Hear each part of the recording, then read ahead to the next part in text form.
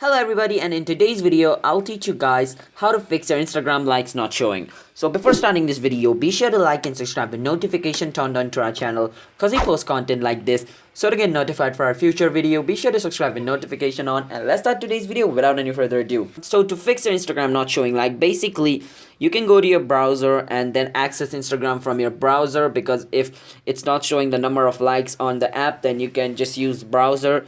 But if it's still not showing the number of likes, then it must be disabled, because Instagram is removing the number of likes and the number of views you can see in some countries. It is still available in my country over here, as you guys can see. Let me scroll down. It says 2 like in this photo, and it says 202,416 likes. So it's not disabled in my country, but it is disabled in some countries. So you can just use VPN and then log out from Instagram and log in again and use VPN to see the number of likes if it is disabled in your country.